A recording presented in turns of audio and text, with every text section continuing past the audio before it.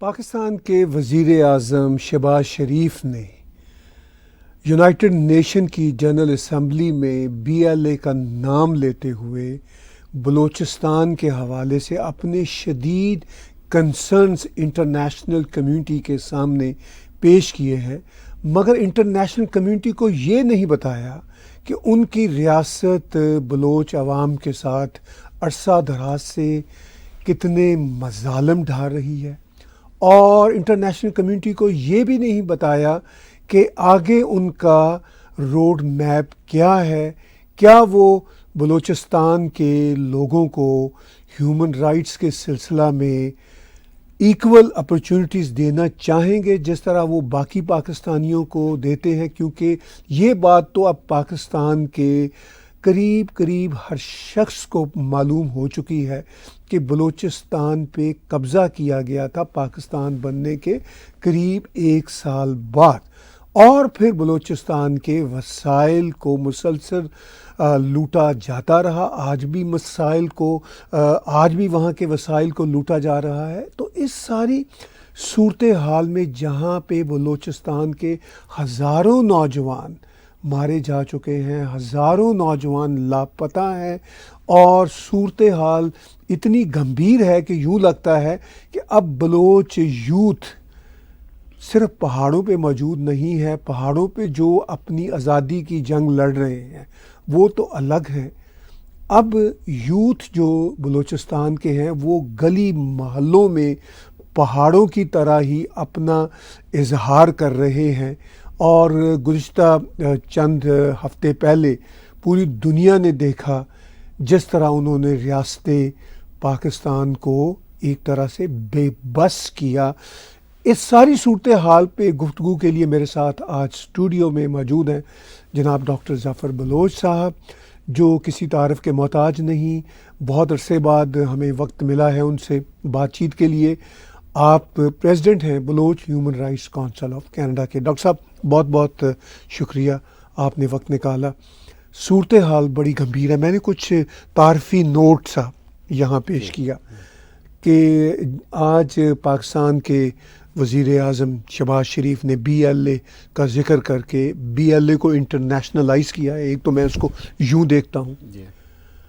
پھر یہ جو معاملہ ہے ہیومن رائٹس کی وائلیشنز کا، چونکہ آپ کی زیادہ نگاہ اس معاملے پہ رہتی ہے، ہزاروں نوجوان اٹھا لیے گئے، بچے بھی، بچیاں بھی، بوڑھے بھی، ہزاروں لوگوں کو اب تک زندہ مار دیا ہے پاکستان کی ریاست نے۔ اور ساتھ میں نے ڈاکٹر صاحب یہ بھی کہا کہ یہ ایک تاریخ کا ایسا مقام ہے جہاں پر پاکستان کے قریب ہر نام نہاد پڑھے لکھے شخص کو اندازہ ہو چکا ہے کہ ہم نے قبضہ ہی کیا تھا بلوچستان پہ۔ تو سر کیا سچویشن ہے گراؤنڈ پہ، کیا آپ کو خبریں مل رہی ہیں آپ کے وطن بلوچستان سے؟ بہت شکریہ طاہر، آپ نے تمام جو ایک جائزہ لیا مختصر سا، وہ اپنی جگہ پر کافی ویلڈ ہے۔ ہمیں یہ جاننا چاہیے اور سمجھنا چاہیے، شہباز شریف کی بات آپ نے کی کہ شہباز شریف صاحب یہ اب سمجھنے لگے ہیں یا سمجھنا چاہتے ہیں کہ آخر اس انسرجنسی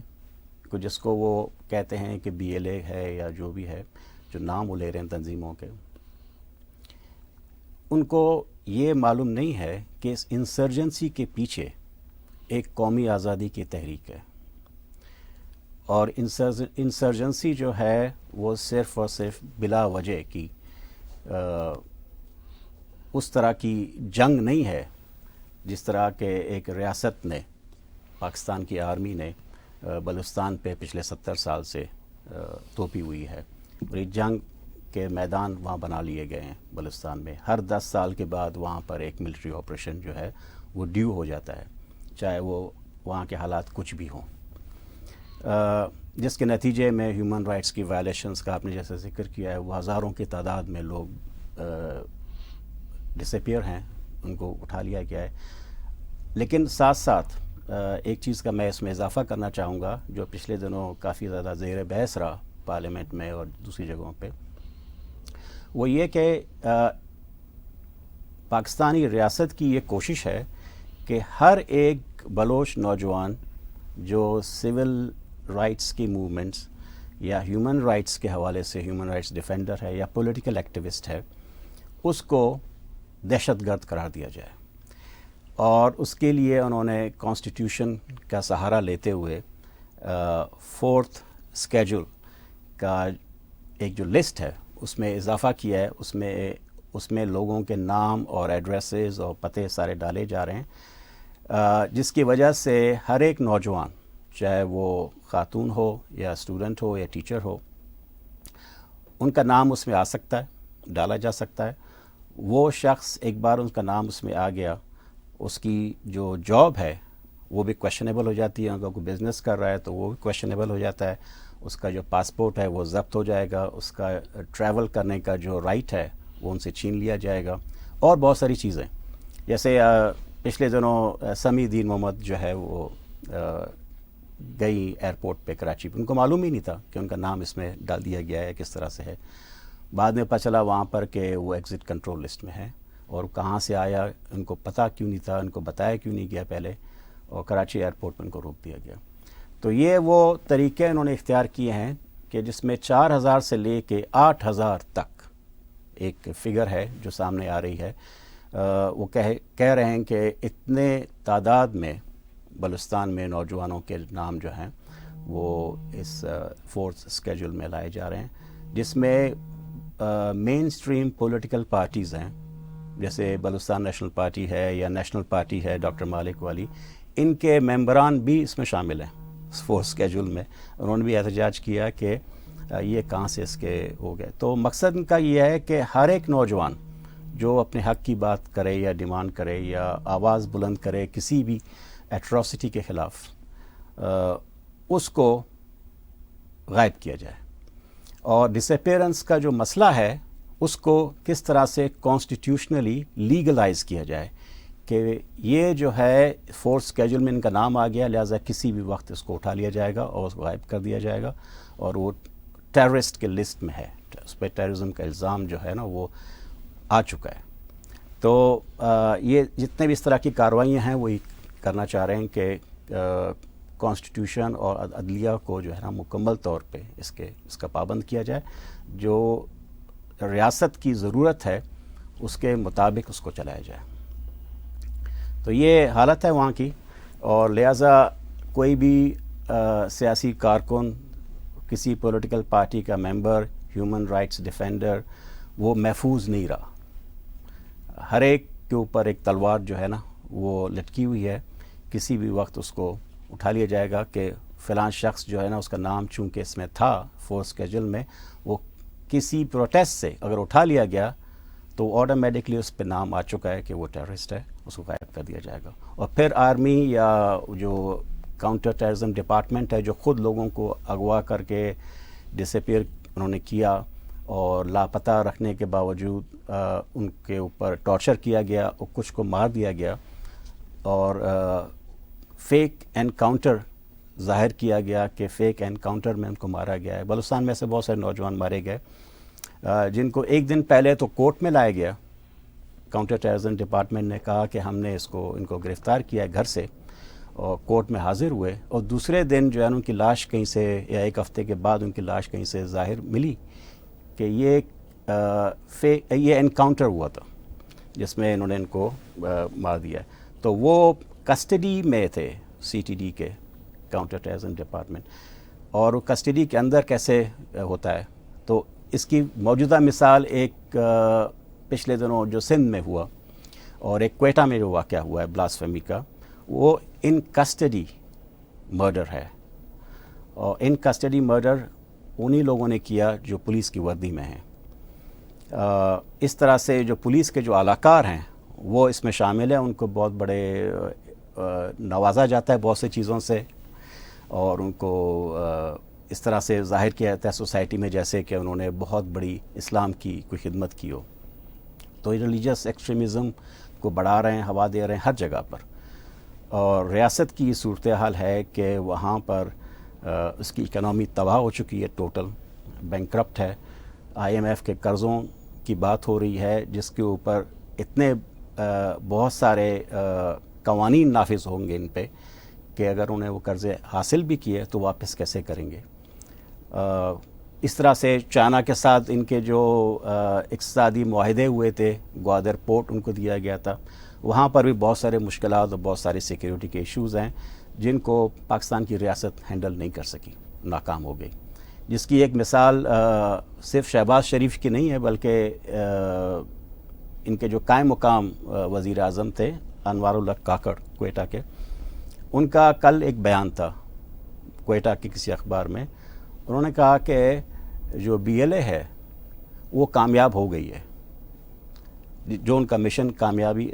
مشن تھا بلوچستان کے حوالے سے آزادی کا جو بھی تھا، وہ اپنے تمام کام میں اور مشن میں کامیاب ہو گئی ہے. پہلے وہ بہت ایک مخصوص اور محدود سرکل میں تھے، اب جو ہے وہ پورے بلوچستان پہ چھا چکے ہیں. یہ ان کے اپنے قائم مقام، وہ کیا کہتے ہیں، جو کیئر ٹیکر جو جی پرائم منسٹر تھے، اور وہ بڑے ایک طرح سے میں ان کو ٹاؤٹ سمجھتا ہوں پاکستان آرمی کے، اس میں کوئی شک والی بات نہیں. دیکھیے بی ایل اے کا ذکر پرائم منسٹر شہباز شریف نے کیا. بی ایل اے کا ذکر ہر اعتبار سے ہوتا ہے. آپریشن ہروف جب ہوا پچھلے دنوں، جو بی ایل اے نے اس چیز کی اپیرنٹلی ذمہ داری لی. اب پاکستان کے میڈیا کے جگادری لوگ، پولیٹیشنز اور ایون نام نہاد انٹلیکچوئلز کہتے ہیں جی کہ وہ ٹیررسٹ تھے، اور وہ سبھی کے سبھی لوگ، اور انکلوڈنگ پرائم منسٹر شہباز شریف نے یو این او میں اسرائیل کا مقدمہ، ان کے خلاف مقدمہ پیش کیا اور کہا کہ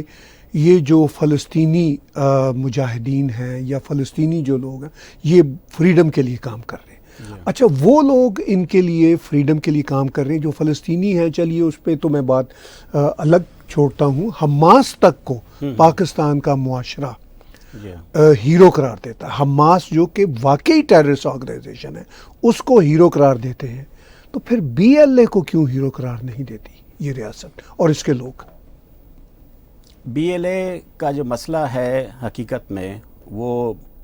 بلوچوں کی جو سیاسی جدوجہد ہے، جو سیاسی اسٹرگل ہے آکیپیشن کے خلاف، ملٹری آکیپیشن جو 1948 کا تھا اس کے خلاف جو ان کی سیاسی اسٹرگل ہے، اس اسٹرگل کو کوئی اور نام نہیں دے سکتے یہ،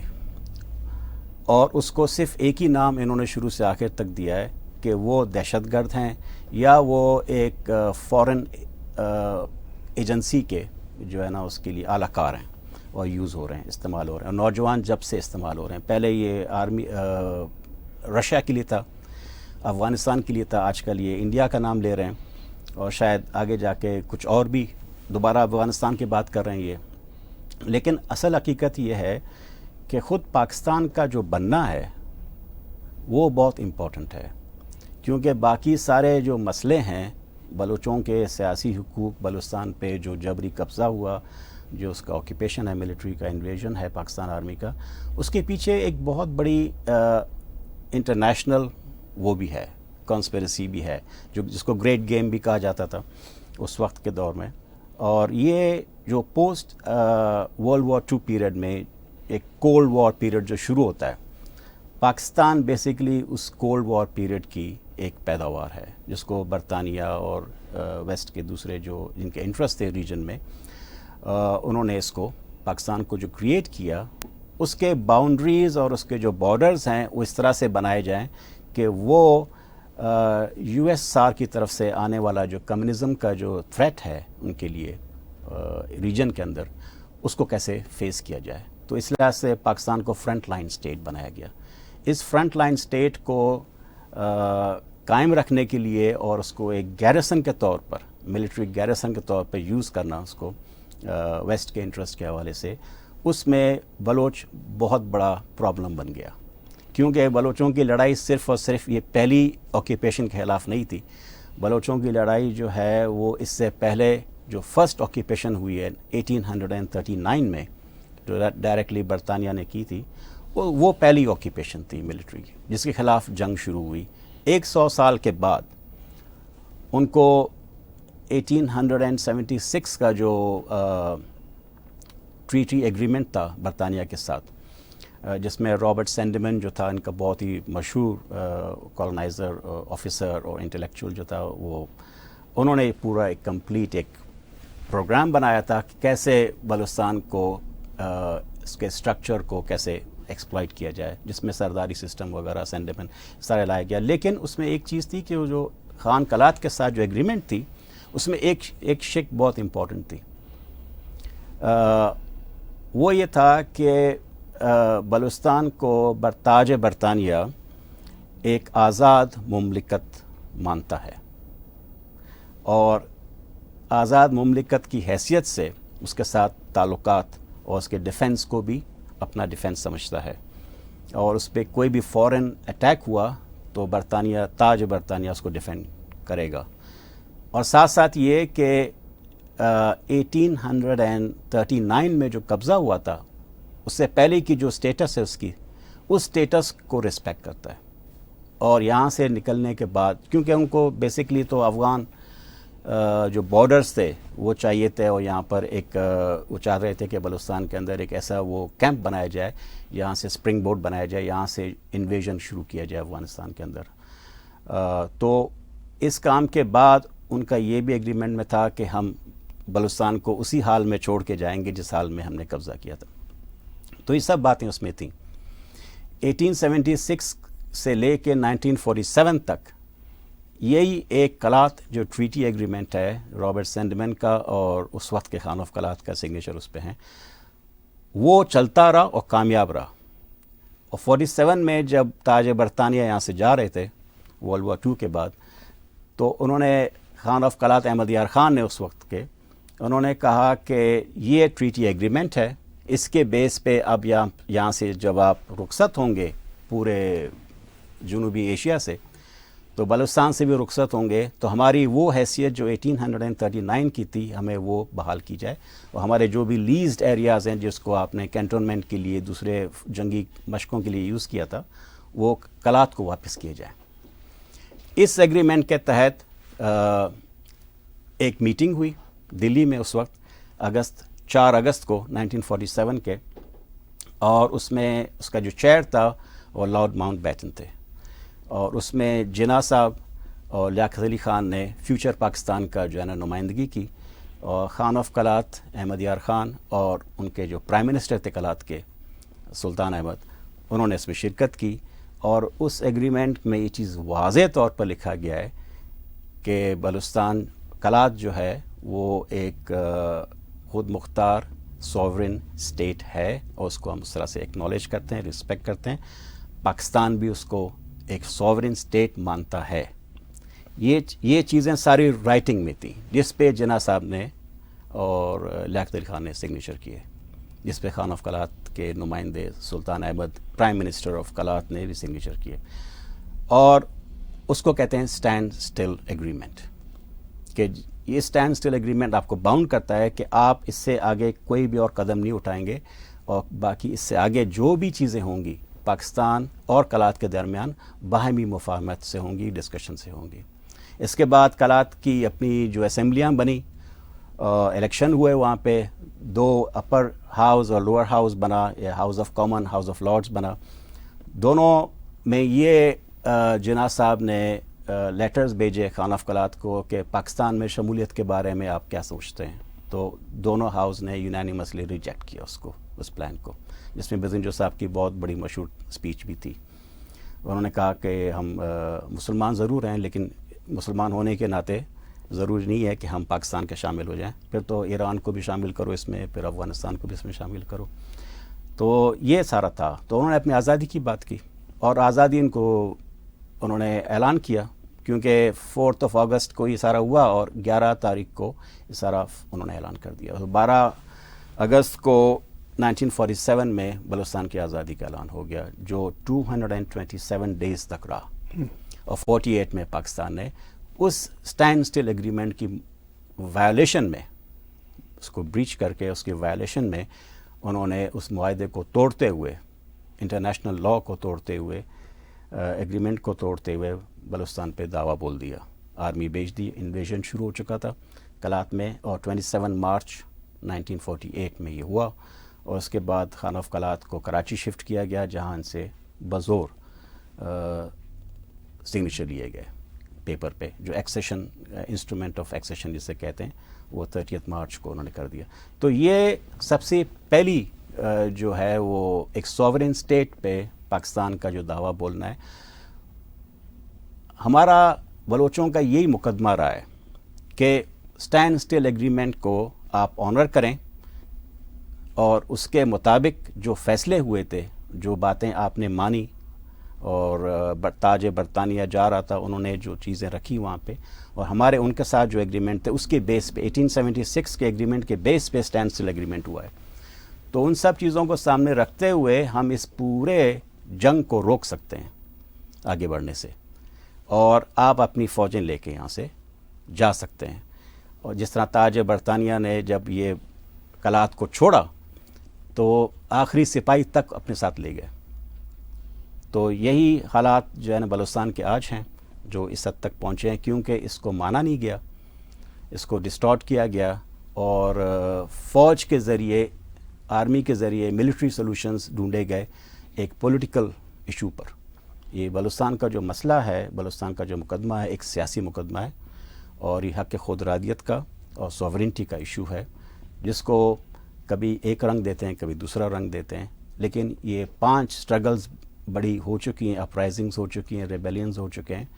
ابھی تک اس مسئلے کا کوئی سلوشن نہ نکلنے کی سب سے بڑی وجہ یہ ہے کہ ریاست پاکستان اور پاکستان کی جو آرمی ہے وہ اس بنیادی بات سے انکاری ہے کہ انہوں نے وائلیشن کی ہے. آپ نے کہا کہ یہ جو سارا مسئلہ اب گمبھیر ہوتا جا رہا ہے, جو آزادی کی مختلف لہریں بلوچستان میں چل رہی ہیں, اس کی تاریخ یہ ہے کہ پاکستان نے اس پہ قبضہ کیا آلموسٹ 1 سال کے بعد, بلوچستان کی آزادی کے بعد. اب بلوچستان کا جو جغرافیہ ہے,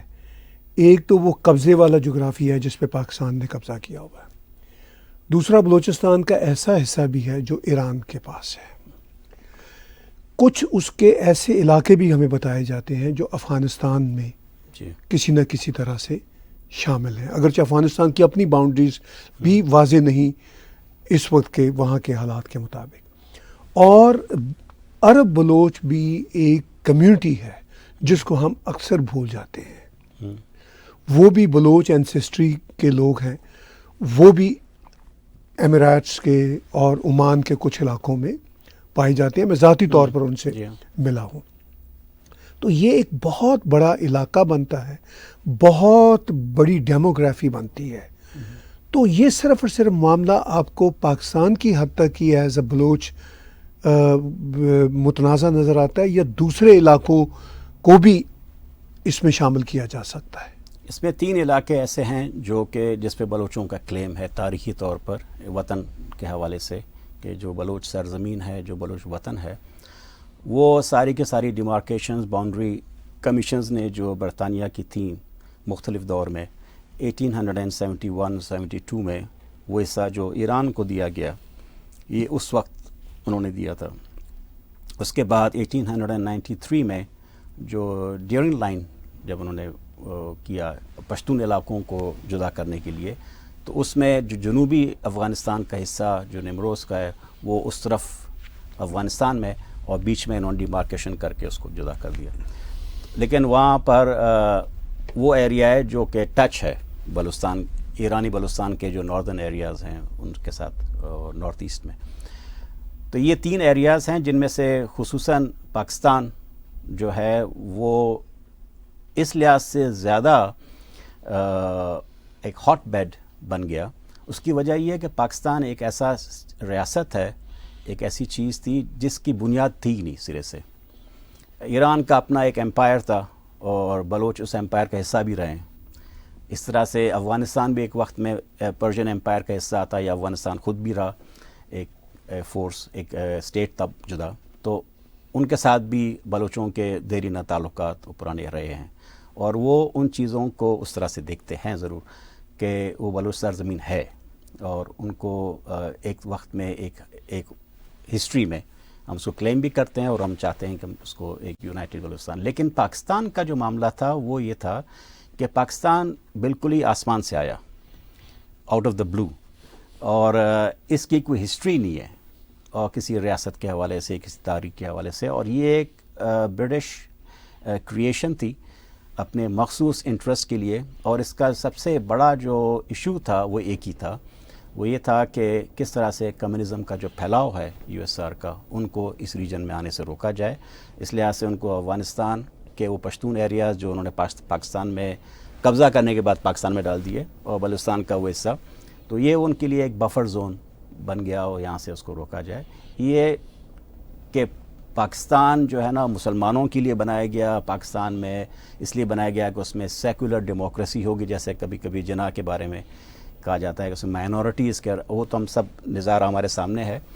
کیونکہ یہ کبھی بھی ڈیموکریسی تھی ہی نہیں، اس کو بننا ہی نہیں تھا، یہ ایک گیریسن سٹیٹ ہے، یہ تو کبھی دیش ہی نہیں تھا نا، کوئی دیش تھا ہی نہیں، اور ایک مخصوص قسم کا جو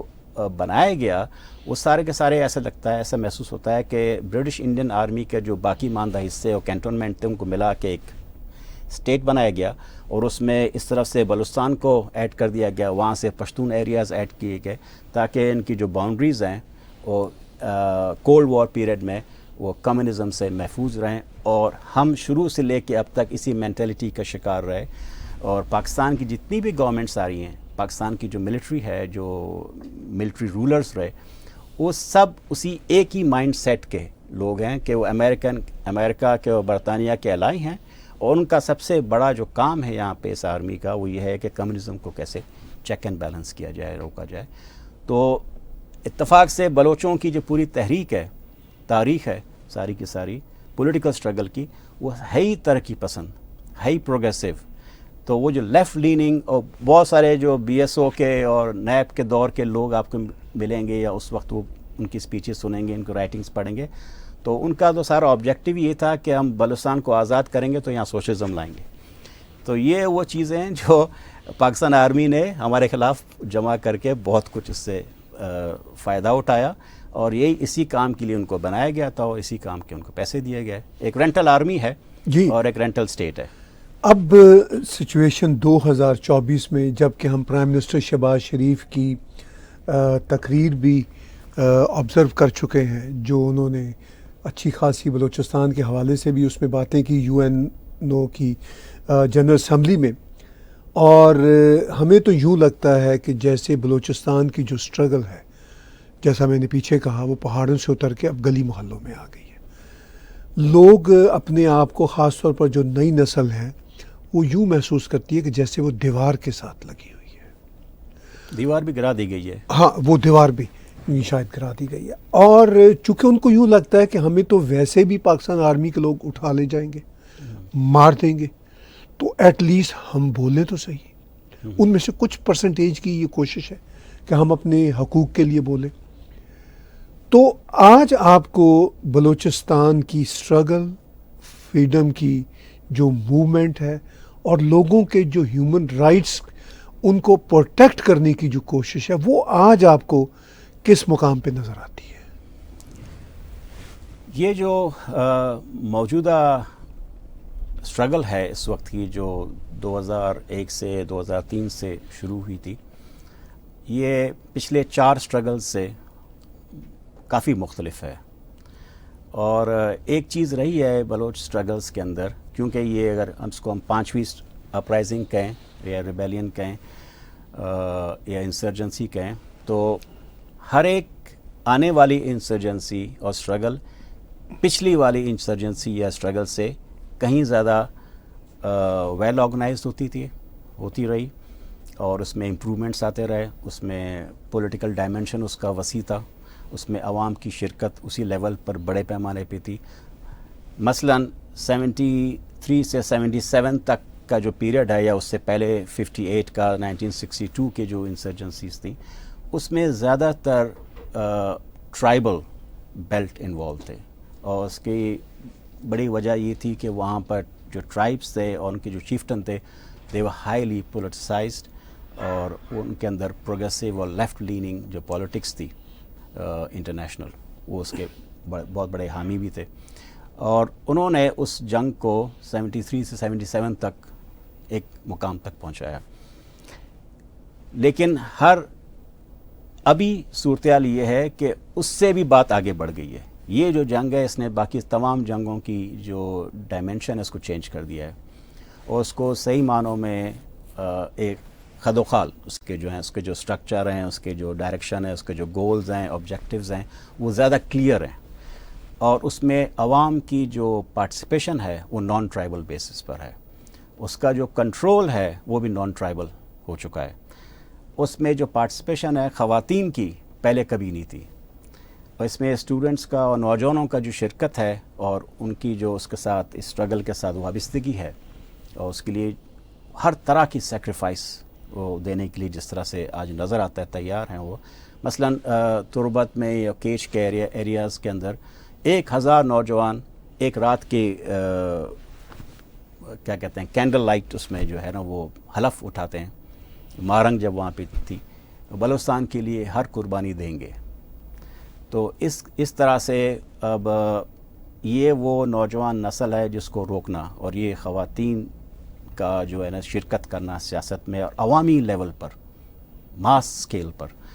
یہ چیز پہلے کبھی نہیں تھی، اور یہ ڈائمنشن جو بنا ہے یہ اس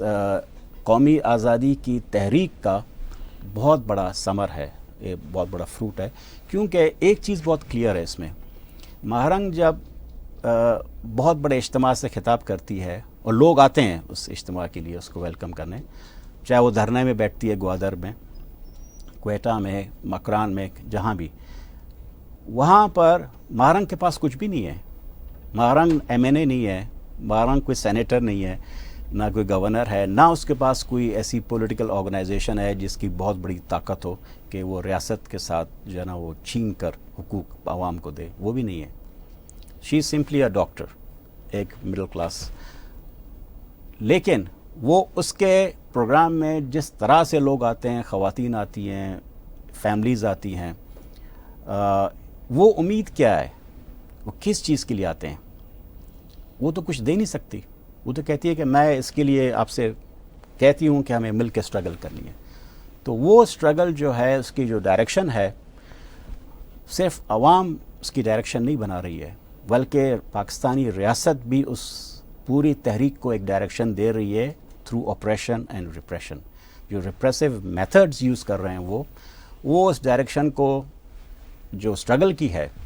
اس کو ایک نئے تعمیر کر رہی ہے، اس کو ایک ایسے سمت میں لے جا رہی، جیسے آپ نے کہا کہ ان the and there is know way back. لوگوں نے اب تقریباً اس اسٹرگل میں شمولیت کے حوالے سے اپنی ساری کشتیاں جلا دی ہیں، اور حال ہی میں آپ نے دیکھا کہ جو لوگ، بہت ساری پارٹیاں اور لیڈرشپ جو پارلیمنٹ میں کوشش کرتے رہے، اسٹرگل کرتے رہے، کسی حد تک ان کو امید تھی تھوڑی سی، اور لیکن آج وہ بھی اس پارلیمانی سب کچھ کرنے کے باوجود، سارے ڈیمانڈز کرنے کے باوجود، آج وہ اس حال پہ پہنچے ہیں، اس نتیجے پہ پہنچے ہیں کہ شاید اس سے آگے کوئی اس کی ضرورت نہیں رہی، کیونکہ کچھ ملنے کا نہیں ہے۔ جی، آپ نے کہا کہ بہت سارے ایسے پارلیمنٹیرین جن میں اختر مینگل کا نام سر فہرست ہے، چیف منسٹر بھی رہ چکے ہیں، کوشش کی انہوں نے، ایون بگٹی صاحب نے بھی پرانے زمانوں میں کوشش تو کی تھی، بہت بڑی، پھر جو بدقسمتی سے ان کے ساتھ ہوا وہ پوری دنیا نے دیکھا۔ اختر مینگل صاحب کا انٹرویو ان کے دبئی جانے سے پہلے میں ایک یوٹیوب چینل پہ دیکھ رہا تھا، جس میں ان سے پوچھا گیا کہ کیا بلوچستان اب پاکستان کے ہاتھ سے نکل جائے گا؟ انہوں نے کہا نکل جائے گا نہیں، آلریڈی نکل چکا ہے۔ اگر اختر مینگل اس سطح پہ معاملات کو دیکھتے ہیں، کیونکہ آپ اور میں تو کینیڈا میں بیٹھے ہوئے ہیں، انہوں نے تو پوری سیاست بلوچستان کی دھرتی میں بیٹھ کے کی، پاکستان کے ساتھ مل کے کی، اور وہ ہم سے شاید زیادہ بہتر جانتے ہیں۔ اگر وہ اس طرح کے الفاظ استعمال کرتے ہیں تو آپ کو یہاں کینیڈا میں بیٹھے ہوئے کیا میسج ملتا ہے؟ کینیڈا میں یہ جو بلوچستان سے آنے والی جو میسیجز ہیں وہ بہت عرصے سے جو ہمیں نوجوانوں کی طرف سے مل رہی تھی، جو ہمیں پارلیمنٹیرینز کی طرف سے مل رہی تھی، ہم اس بات کے لیے ہر ایک کے ساتھ یہ امید رکھ رہے تھے کہ ان دی اینڈ یہ جنگ کس طرف جائے گی اور پارلیمنٹ سے ملنا کچھ بھی نہیں ہے۔ لیکن کچھ لوگوں کا ہی خیال تھا کہ اگر پارلیمنٹ سے ہمیں کچھ بھی نہیں ملتا تب بھی ہمیں جا کر پارلیمنٹ کے اندر کچھ نہ کچھ وہاں پہنچنے کے بعد ہمیں چیخ پکار کرنی چاہیے. وہی چیخ پکار جو آپ روڈ پہ کرتے ہیں, اسٹریٹ میں کرتے ہیں, جو آپ پروٹیسٹ ہے آپ کا, وہ پروٹیسٹ کو ہم پارلیمنٹ کے اندر لے جائیں گے, اور پارلیمنٹ کے اندر جو پروٹیسٹ ہوگا وہ نوٹیفائی ہوتا ہے, وہ آرکائیوز میں جاتا ہے,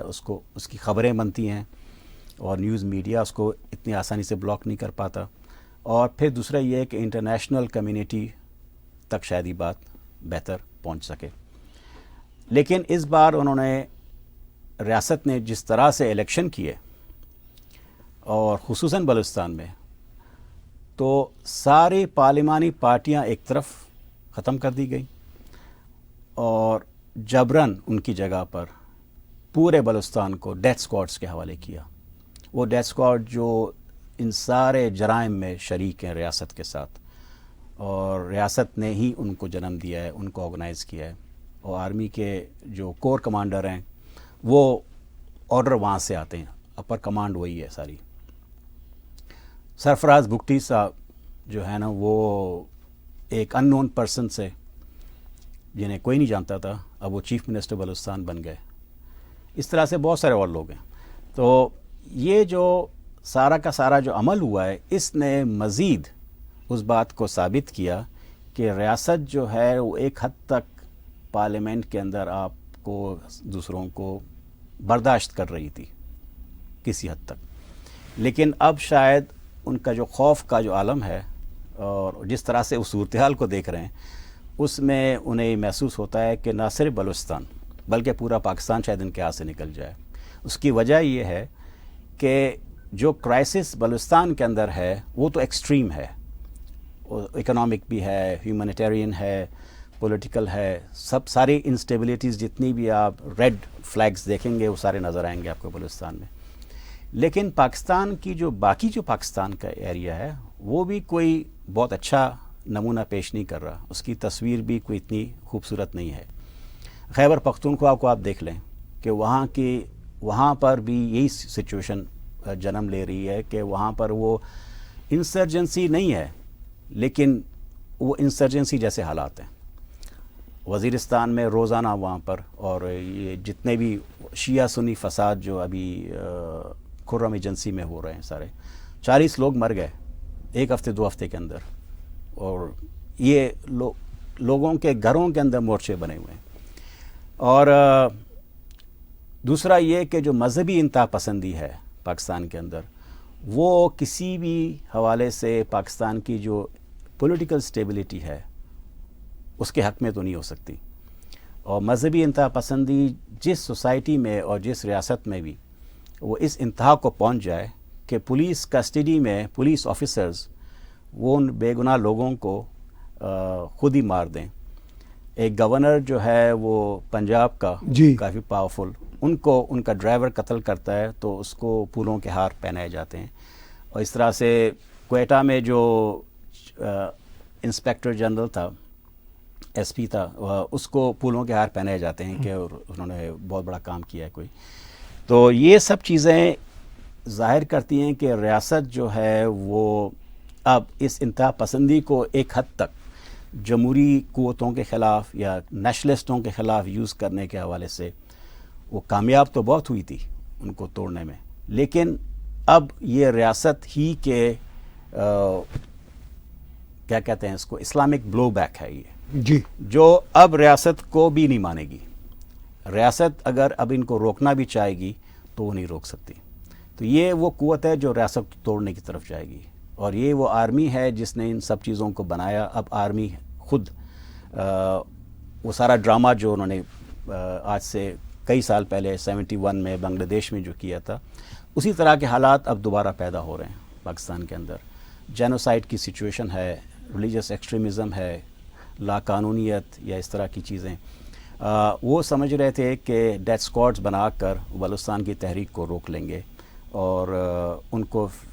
ایک طرح سے فری لائسنس دیا گیا ہے کہ آپ جب چاہیں جس ایریا میں جائیں لوگوں کو اٹھائیں, ٹارچر کریں, مار کے پھینک دیں, اور پوچھنے والا کوئی نہیں ہوگا. اور ہم کہیں گے بھی ہمیں تو پتہ نہیں تھا, ان نون لوگ ہیں.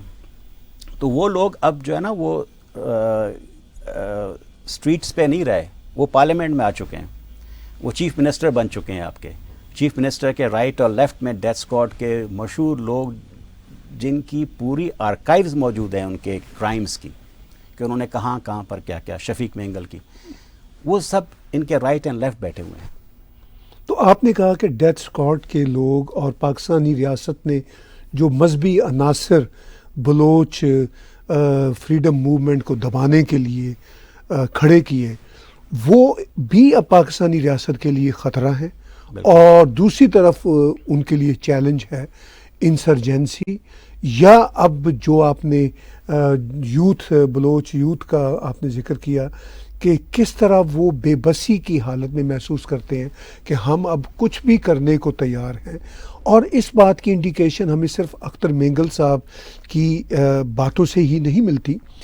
باقی بلوچ لیڈر بھی جو بلوچستان کی اسمبلی میں یا نیشنل اسمبلی میں رہے, وہ بھی یوں محسوس کرتے ہیں کہ ان کا ووٹ بینک آفٹر آل تو بلوچ لوگ ہی ہیں, وہ بھی محسوس کرتے ہیں کہ ان کا ووٹ بینک بھی ان کے ساتھ نہیں رہا. اسی لیے تو وہ گھبرا رہے ہیں,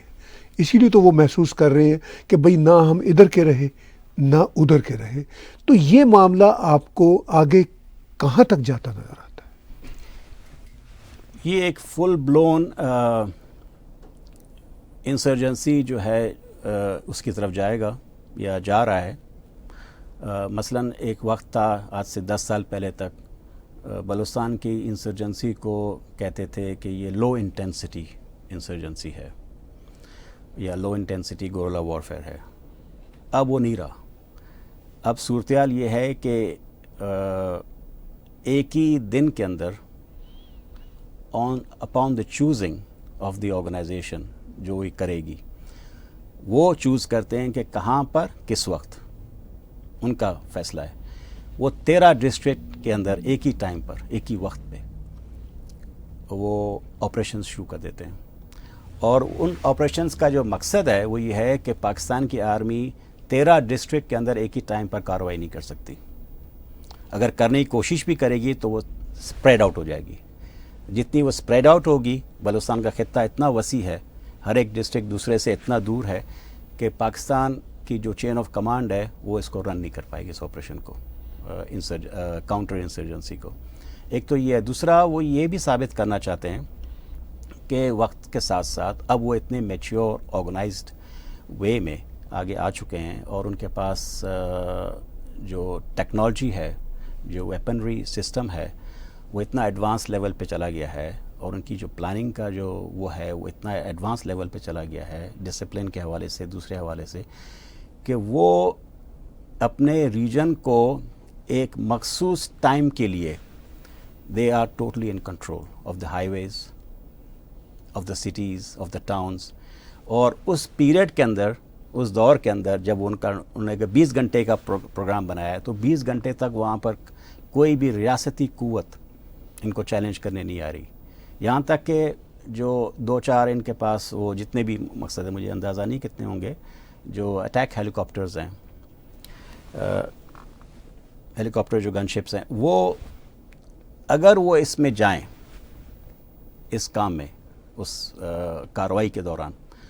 ان کو زیادہ خطرہ پاکستانی آرمی کو یہ ہے کہ ہمارے ہیلی کاپٹر ہمارے ہاتھ سے چلے جائیں گے. وہ ان کو بچانے کے لیے وہ وہاں پر جانے کو ترجیح نہیں دیں گے, بلکہ وہ کوشش کریں گے کہ یہ چیزیں خود ختم ہو جائیں.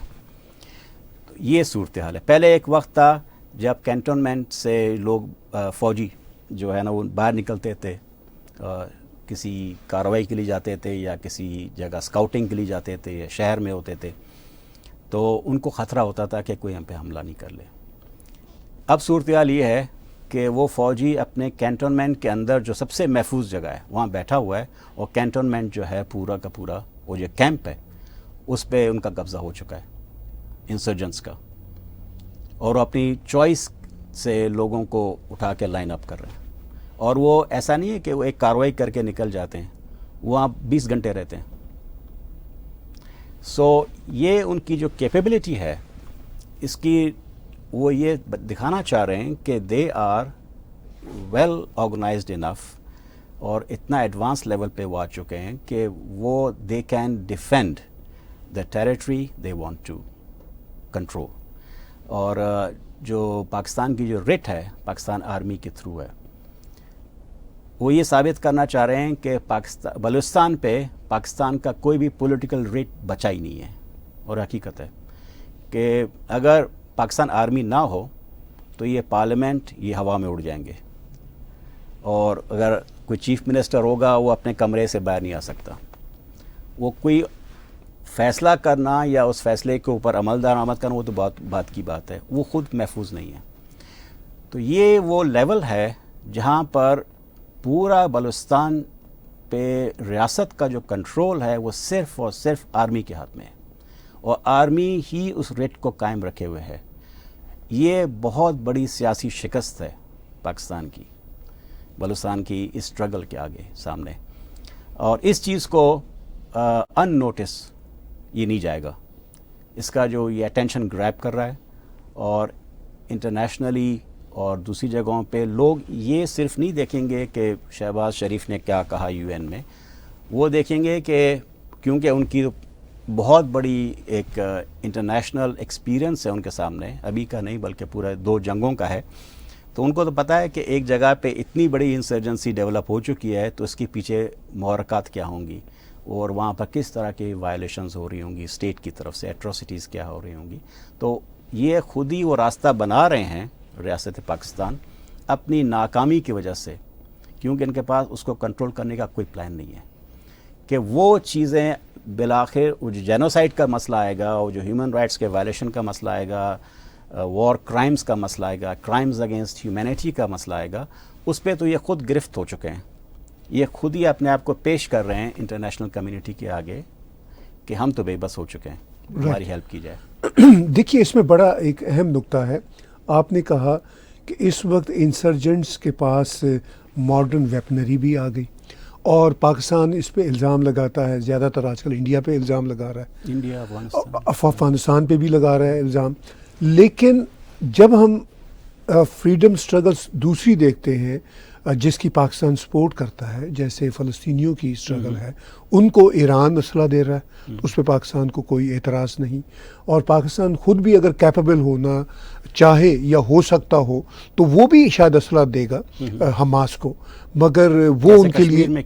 وہ ان کے لیے جائز ہے. کشمیر میں ہم دیکھتے ہیں، آپ نے صحیح اشارہ کیا ہے کہ کشمیر میں نہ صرف ویپنری دی بلکہ اپنے لوگ بھی بھیجے، اور بڑے فخر کے ساتھ بھیجے، اور کہا کہ کشمیر بنے گا پاکستان. افغانستان میں کیا، افغانستان بہت بڑی مثال ہے، بہت بڑی مثال افغانستان. اچھا، پھر جب بنگلہ دیشیوں نے پاکستان سے الگ دیش بنایا تو انہوں نے صاف کہا کہ ہمیں تو پوری دنیا کی مدد چاہیے، ہم اس بروٹل آرمی کے ساتھ، یہ ان کے الفاظ تھے، ہم کیسے لڑ سکتے ہیں. وہ بھارت کے پاس گئے، انہوں نے مس اندرا گاندھی سے تب کہا کہ آپ ہمارا ساتھ کیا تب دیں گی جب یہ ہمارا قتل عام کر دیں گے، مکمل طور پر صفایا کر دیں گے. قتل عام تو ہو ہی رہا تھا. تو کیا اس ساری صورتحال میں آپ محسوس کرتے ہیں کہ جو بلوچ انسرجنٹس ہیں ان کا حق ہے جہاں سے بھی ان کو مدد ملے وہ مدد لیں؟ وہ تو لیں گے. وہ تو ایک تو یونائٹڈ نیشن کی خود UN کی وہ ریزولوشنز موجود ہیں ورلڈ وار 2 کے بعد، ساری انہوں نے جو بنائی تھی، اس میں کیونکہ ورلڈ وار 2 کا جو ایکسپیرینس ہے وہ بہت بڑا ایکسپیرینس ہے، جس میں اس دوران یورپ کے اندر جو نازی آکیپیشن تھا اس کے خلاف پارٹیزن موومنٹس کا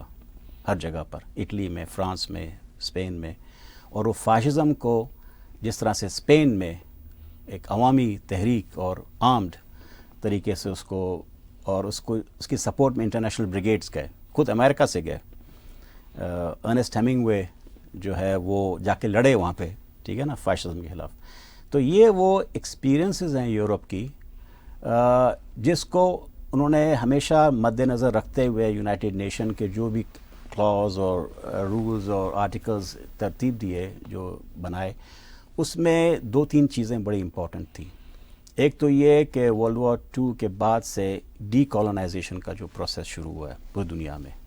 اس کو انہوں نے ایکسیپٹ کیا کہ کالونیز تھی، کالونائزیشن تھا، کولونیل سسٹم تھا، وہ بریک اپ ہو رہا ہے. کہیں پیسفلی ہوگا، کہیں پر اتنا پیسفل نہیں ہوگا، کیونکہ کالونی بنانے کا جو عمل ہے وہ خود بھی پیسفل نہیں ہے، ٹھیک ہے نا، وہاں بندوق لے کے ہی جاتے ہیں، وہ آرمیز آتی ہیں. ایک تو یہ ہے. دوسرا یہ کہ جو قومیں ہیں جو اس کولونیل سسٹم یا کہ آکیپیشن جیسے نازی آکیپیشن تھا ایک، اس کے خلاف عوام کو کیا یہ حق ہے اپنا ڈیفینڈ کرنے کا، آرمڈ ڈیفینس؟ انہوں نے کہا کہ بالکل ہے. تو اس کی ساری کے ساری جو انٹرنیشنل لاء کے اندر جو رولز ہیں، جو ریگولیشنز ہیں، وہ اس آرمڈ کانفلکٹ کے اندر باقاعدہ طور پہ مانی بھی جاتی ہیں اور امپلیمنٹ ہوتی ہیں. ہاں، اس میں کچھ ایسے ہیں کہ جو ملیٹنٹ ہیں وہ نان کمبیٹنٹ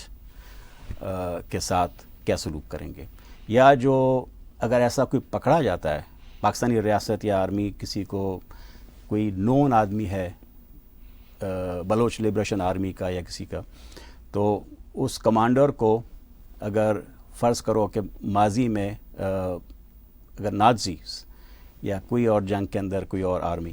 اریسٹ کرتی تھی، ان کے ہاتھ آتے تھے، تو they were treated as prisoners of war. تو کیا قومی آزادی کا ایک سپاہی جو اپنی قوم کو آزاد کرنا چاہتا ہے، اپنی سرزمین سے آکیپیشن کو ختم کرنا چاہتا ہے، اگر وہ پکڑا جاتا ہے،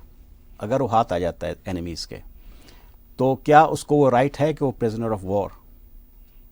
ڈکلیئر کرے، اپنے آپ کو کہے کہ ہاں میں ہوں اور I should be treated as such a prisoner of war? یہ وہ سوال ہیں، وہ چیزیں ہیں جن کو انہوں نے بہت زیادہ ڈیبیٹ کیا ہے پچھلے کافی عرصے کے اندر. لیکن قومی آزادی کی تحریک کو بہت بڑی سپورٹ ہے، اور قومی آزادی کی تحریک، یہ حق خود ارادیت جس میں یہ سب شامل ہیں، حق حاکمیت اپنے وطن پر، اپنے سرزمین پہ،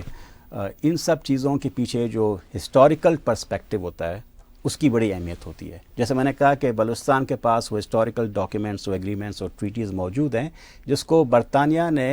1947 میں آنر کیا، اور پاکستان کو بٹھا کے ان کے ساتھ ایگریمنٹ کروایا کہ بھی یہ ایگریمنٹ ان کے ساتھ کرو، ان کو سوورن نیشن مان لیں آپ. وہ ڈاکیومنٹ بذات خود کافی ہے کہ اس کو انٹرنیشنل قانون کے تحت پاکستان کو پوچھا جائے کہ اس پہ آپ کے دستخط ہیں، آپ کے فاؤنڈر کے دستخط ہیں، آپ کے پہلے وزیر اعظم کے دستخط ہیں، اور برطانیہ کے وائس رائے کی موجودگی میں دستخط ہوئے ہیں. He was a chair. اور پھر آپ نے یہ ایگریمنٹ کیسے توڑا؟ جی اچھا، آخر میں دو ایک باتیں. ایک بات تو یہ کہ ابھی کچھ عرصے سے بلوچستان میں ایسے واقعات ہوئے جس میں آئی ڈی دکھا کے لوگوں کو بسوں سے اتارا، اور معلوم یہ ہوا کہ وہ سرائکی یا پاکستانی پنجاب کے لوگ تھے، اور اس میں ایک بڑی عجیب سی آئیڈینٹی یہ بھی آئی ان کے کام کے حوالے سے کہ ان میں سے بیشتر جو تھے وہ باربر تھے، یعنی نائی تھے ہماری زبان میں. کہ کیا بلوچستان میں کوئی نائیوں کی ریکروٹمنٹ ہو رہی ہے؟ یہ ایک مزاحیہ بات بھی ہے اور ایک سنجیدہ بات بھی ہے. کون تھے؟ اچھا، پھر ایک بلوچ لیڈر کا میں نے سوشل میڈیا پہ ایک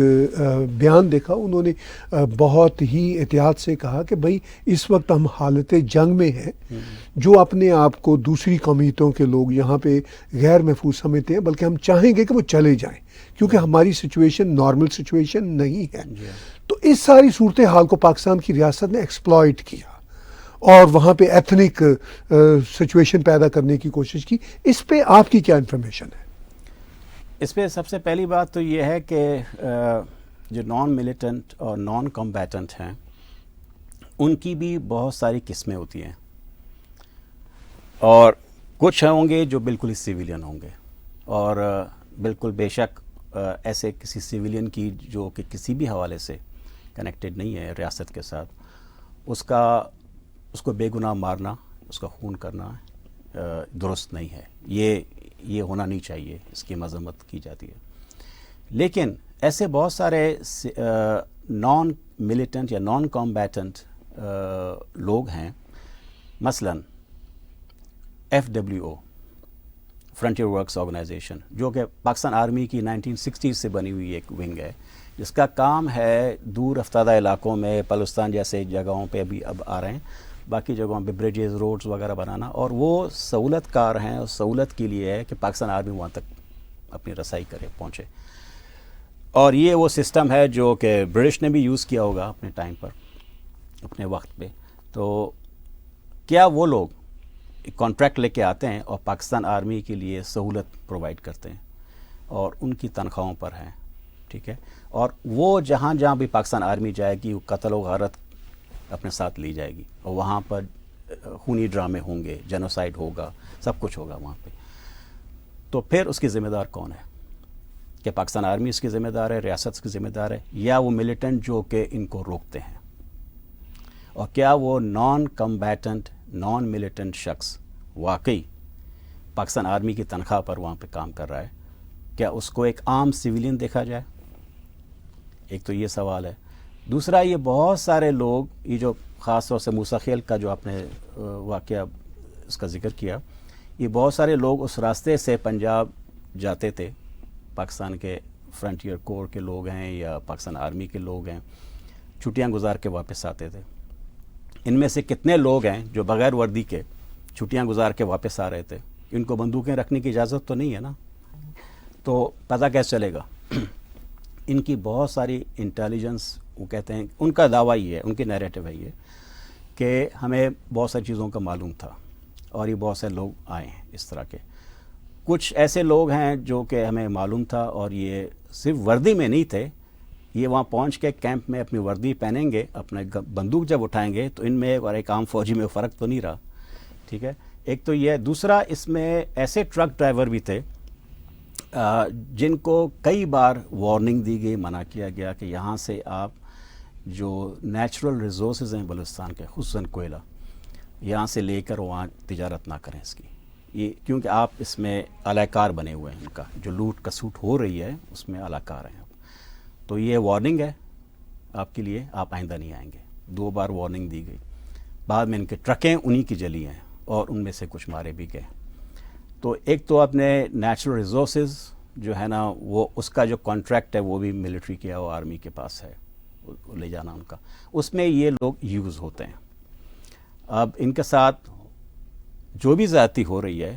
ایک تو سیدھی بات یہ ہے کہ جو آکیپیشن فورس ہوتی ہے، جو ریاست ہے، جو آرمی ہے، جس نے کسی بھی خطے پہ قبضہ کیا، جیسے بلوچستان پہ قبضہ کیا 70 سال سے، تو بلوچستان کے اندر یہ سب چیزوں کی جو وائلنس ہے، چاہے وہ ملیٹنٹس کی طرف سے ہو یا آرمی کی طرف سے ہو جس کے ریئیکشن میں لوگ لڑیں گے، اس وائلنس کی ذمہ دار ہمیشہ آکیپیشن فورس ہوتی ہے، کیونکہ ان کے آکیپائڈ کرنے کے بعد اس خطے میں جو ایٹراسٹیز ہوتی ہیں اس کے نتیجے میں وہ وائلنس اٹھتا ہے، وہ جو وائلنٹ قسم کی موومنٹس اٹھتی ہیں. تو لہٰذا اس کا دوبارہ وہی حل ہے کہ اس کو ختم کرنا ہے، اس وائلنس کو، یا پیس اگر آنا چاہیے تو پیس کے لیے پہلی شرط یہ ہے کہ اس آکیپیشن فورس کو اس خطے سے نکل جانا چاہیے. ڈاکٹر صاحب، آپ کے ساتھ باتیں تو جتنی کریں کم ہیں، اس لیے کہ یہ ایک گمبھیر مسئلہ ہے، مگر آج آپ نے اب تک کی بات چیت میں بہت سارے جو کرنٹ سینسٹیو ایشوز ہیں اس پہ ہمارے ویورز کو معلومات فراہم کی، کنسرنس شیئر کیے. آخر میں کوئی ایسی بات جو آپ سمجھتے ہوں جو آج کی بات چیت میں مس ہو رہی ہے اور آپ اس کو ایڈ آن کرنا چاہ رہے ہو تو ضرور کیجیے. اس میں ہم دوبارہ آتے ہیں ایک مسئلے کی طرف، جی، کیونکہ کوشش ہم کریں گے کہ ہر سیاسی مسئلے کا سیاسی حل ڈھونڈا جائے. اور کوئی ہے بائی دا وے یہاں پہ؟ سیاسی مسئلے کا سیاسی حل ضرور ہے، ہاں، لیکن اس سیاسی مسئلے کو ماننا ضروری ہے. پہلے جب پاکستانی ریاست بلوچستان کے سیاسی مسئلے کو سیاسی نہیں مانتی اور اس کو ایک سیاسی مسئلہ نہیں سمجھتی، تو پھر اس کو حل کرنے کا جو طریقہ ان کے پاس ہوتا ہے وہ یہی ہے کہ باقی سب ٹیررسٹ ہیں. تو پہلے تو جو بندوق اٹھا کے پہاڑوں میں گئے تھے وہ ٹیررسٹ ہیں. اب ہر آدمی جو سیاست کرتا ہے، پولیٹیکل ورکر ہے، اس کا نام بھی اس لسٹ میں شامل کیا گیا ہے. اس میں چاہے وہ خاتون ہو، عورت ہو، اسٹوڈنٹ ہو، ٹیچر ہو، کوئی بھی ہو سکتا ہے. تو یہ ان کا پاس سولوشن ہے. تو یہ سیاسی سولوشن نہیں ہے، یہ تو سیاسی مسئلے سے ٹوٹلی آپ انکار کر رہے ہیں اور ڈسٹارٹ کر رہے ہیں ہسٹری کو. میرا کہنا یہ ہے کہ خصوصاً بلوچستان کے حوالے سے کہ جو بلوچستان کی جو قومی آزادی کی تحریک ہے، کیونکہ بیسکلی اس کو مان لینا چاہیے نا کہ ریاست اس کو مانے، ریاست میں موجود جو انٹلیکچوئلز ہیں وہ اس کو مانیں، جو قانون سازی کرتے ہیں وہ بھی اس چیز کو سمجھیں. کہ بلوچستان کو ایسے ہی ایک دو لیبل لگا کے آپ سائٹ پہ کر دیں گے، یہ آپ پچھلے 70 سال سے کر رہے ہیں، اس کا کوئی فائدہ تو نہیں ہوا، یا جو آؤٹ کم ہے آپ کے سامنے ہے، ٹھیک ہے نا. ہر ایک انسرجنسی پچھلے والے سے زیادہ بڑی ہے اور زیادہ آرگنائزڈ ہے. تو یہ انسرجنسی کا جو پورا عمل ہے، اس نے پاکستان کے اور بھی بہت سارے مشکلات ہیں، جس میں اس کا اقتصادی مسئلہ بہت بڑا ہے، مذہبی انتہا پسندی جس طرح سے اس کو فروغ دیا گیا بڑے پیمانے پہ، اور جہادیزم اور جہادی کلچر کو فروغ دیا گیا، وہ اس پورے سوسائٹیز کو کھا چکا ہے، تباہ کر چکا ہے. پنجاب کے اندر، سندھ کے اندر، خیبر پختونخوا میں، بلوچستان میں، ہر جگہ پہ. تو یہ بہت ساری سوسائٹیز جو تھیں آج سے 70 سال پہلے، یہ سیکولر سوسائٹیز تھیں، اور ان سوسائٹیز کے اندر جیسے آپ نے سرائکیوں کا بھی مثال دیا، پنجاب کا مثال دیا، یہ تو بلے شاہ کی سرزمین تھی، شالتی بٹائی، اور یہ سارا کا سارا سیکولر ماحول تھا ایک. اور باچا خان جو تھے وہ دنیا کے سب سے بڑے اس کے تھے نان وائلنس کے ماننے والے. تو ان کے ساتھ یہ سارا کر کے سوسائٹیز کو اس طرح سے پہنچایا گیا. تو اب اس کا حل کیا ہے،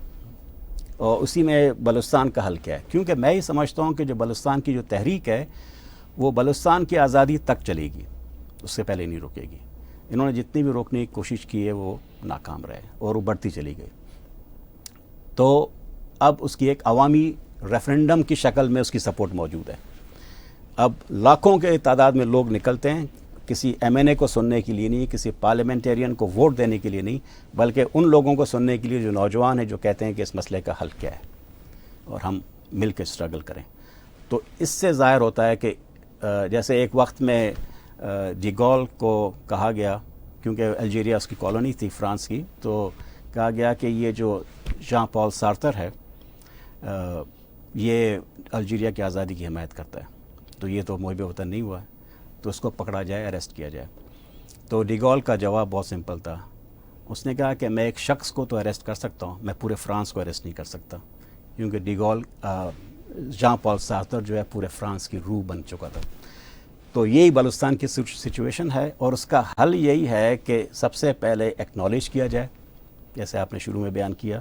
کہ یہ قومی آزادی کی تحریک ہے. اس کی جو ریزن ہے وہ